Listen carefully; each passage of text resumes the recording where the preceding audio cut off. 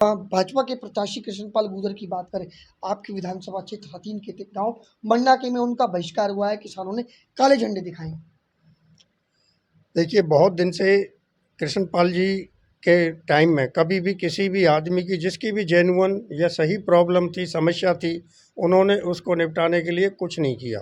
लोगों की इन्होंने कोई भी मदद नहीं की और बल्कि हथीन को तो लूटा गया है, बुरी तरह से लूटा गया है इनके टाइम में।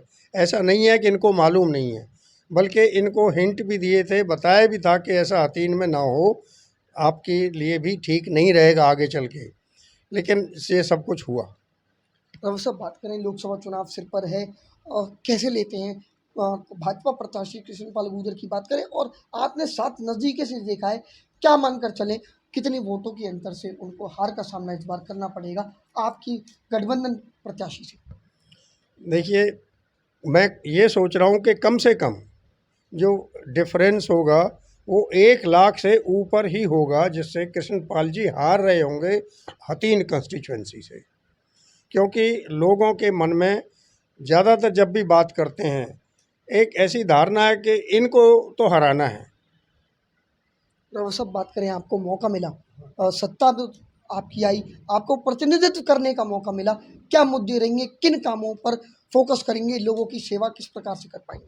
देखिए, हमारी पार्टी का पहले भी अगर आपने सुना होगा, जींद में रैली थी, हमारे पार्टी के संयोजक श्री केजरीवाल जी ने इस बात का कहा था कि हमें तो राजनीति में आने की ज़रूरत ही नहीं थी, अगर कोई भी सरकार या ये सरकार कुछ एक लोगों के लिए कुछ एक समस्याएं जो उनकी हैं उनको दूर कर पाती। सबसे पहले तो शिक्षा का ही मुद्दा है। आप सब जानते हैं कि स्कूलों में, जैसा मुझे नॉलेज है, 28,000 से ज़्यादा तो प्राइमरी स्कूल के टीचर्स की कमी है। तो स्कूलों में शिक्षा नहीं है और बच्चे का जो बेस जो बनता है शिक्षा का, वो शुरू के सालों में ही बनता है। लोगों को मजबूरन प्राइवेट स्कूलों में जाके ज़्यादा फीस देनी पड़ती है, और जो कि जिनका बजट गांव वालों का, मैं गांव से हूँ, मैं समझ सकता हूँ कि कितना मुश्किल उनको होता है। स्वास्थ्य के नाम पर आप सबको मालूम है कुछ भी नहीं है, ना हॉस्पिटल्स हैं तो डॉक्टर नहीं है, डॉक्टर है तो स्टाफ नहीं है, स्टाफ भी है तो कोई इक्विपमेंट है वो सारा ख़राब पड़ा है, उसे कोई कभी ठीक करने की ज़रूरत नहीं समझते। एक हॉस्पिटल यहाँ भी बना हुआ है कलसाड़े के पास, मैं उसमें गया था, वहाँ मुझे कुछ भी नहीं मिला, बिल्डिंग है सिर्फ और कुछ नहीं है। तो जहाँ ज़रूरत नहीं है वहाँ तो बिना बात बर्बादी की जा रही है, और जहाँ ज़रूरत है वहाँ लोगों के लिए कुछ नहीं किया जा रहा। यही नहीं, सड़कों का हालत देखो आप आज भी जाके देखिए, अगर आप हथीन से बिघावली की तरफ जाते हैं, या हमारा एक गांव है मीरपुर, वहाँ तक आप जाने में आपको आधा घंटा मीरपुर तक लग जाता है हथीन से। पहले इतने बुरे गड्ढे थे, अभी उसमें सिर्फ रेत भर दिया, वो रेत उड़ गया, फिर वही गड्ढे हैं। क्या ये सरकार कहती है हमारे पास पैसे की कमी नहीं है? भाई वो पैसे, गाँवों की हालत तो सुधारो। गाँव में 70% से ज़्यादा लोग अभी भी गाँवों में रहते हैं, उनको तो आप परेशान कर रहे हो, फिर किसके लिए कर रहे हो? मुझे किसी ने अभी बताया था कि जो ये हाईवे जो बना है पश्चिमी हरियाणा में, जो शायद जयपुर से और चंडीगढ़ को डायरेक्ट जोड़ता है, कहीं इस पे कोई भी यात्री सुविधा नाम की चीज़ नहीं है। और कई तो ये कहते हैं कि वो ज़मीनें पहले ही इनके अच्छे, जो इनके अपने लोग हैं, उन्होंने पहले ही वहाँ ज़मीन खरीद ली थी ताकि वहाँ ये अपना धंधा कर सके, इसीलिए रोड वहाँ से निकाला गया है। अगर ऐसी नीयत से ही ये काम करेंगे तो भगवान जाने कि ये देश से क्या बदला ले रहे हैं, ये देश के खिलाफ इतना क्यों कर रहे हैं, क्या इनका इतना बड़ा लालच है, ये हमारी भी समझ में नहीं आता। राजनीति का मतलब पहले ये होता था कि एक भलाई करने के लिए आदमी उतरता था, ये तो आजकल जितने भी है ये लूटने के लिए उतरे हुए हैं। और अगर हमारी सत्ता आती है, हमारी अगर सरकार बनती है, तो इनको बहुत बुरी तरह से भुगतना पड़ेगा। रावत साहब, बात करें हथीन विधानसभा की, बात करें हथीन विधानसभा से जननायक जनता पार्टी के राष्ट्रीय सचिव रहे और कद्दावर नेता पूर्व मंत्री रहे हर्ष कुमार ने आपके गठबंधन के प्रत्याशी चौधरी महेंद्र प्रताप का समर्थन किया है। क्या मानकर चले, कितनी मजबूती हर्ष कुमार के समर्थन से महेंद्र प्रताप जी को मिली? देखिए, जो भी कोई समर्थन देता है, कुछ उनके फॉलोइंग तो हैं ही, और जो फॉलोइंग है वो मदद करेगी।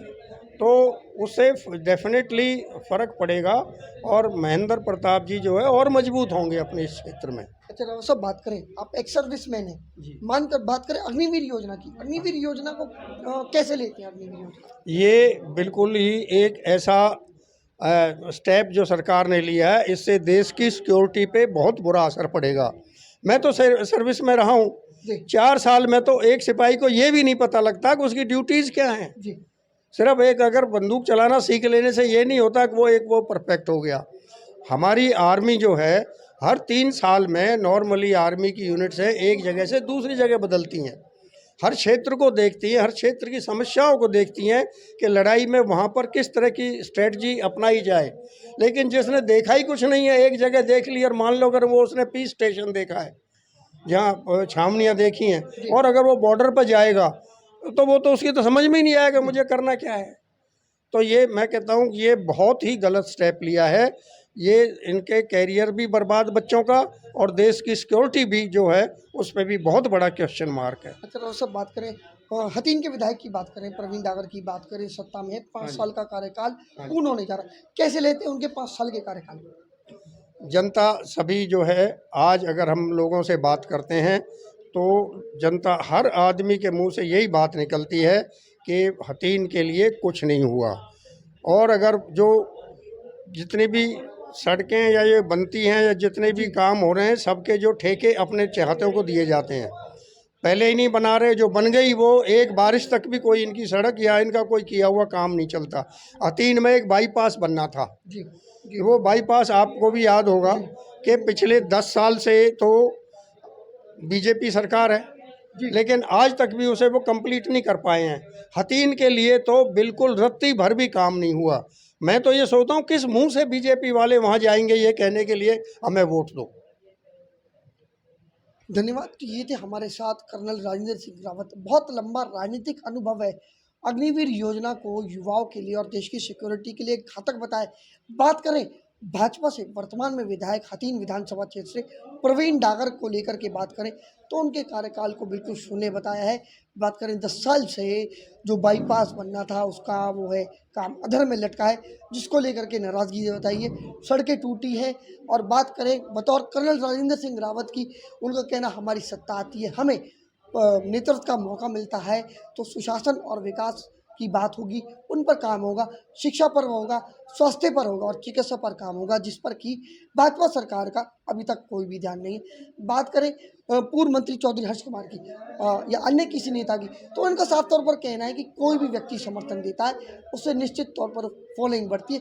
निश्चित तौर से फरीदाबाद लोकसभा में चौधरी महेंद्र प्रताप का कद जो है वो बढ़ता जा रहा है। अब देखना ये होगा ऊँट किस और करवट बैठता है। 25 तारीख को मतदान है, किसके पक्ष में करना है वो जनता फैसला करेगी, लेकिन हमारी आप सभी से अपील है कि पहले मतदान फिर जलपान। धन्यवाद। देखते रहे पलवल के एक्सप्रेस न्यूज़।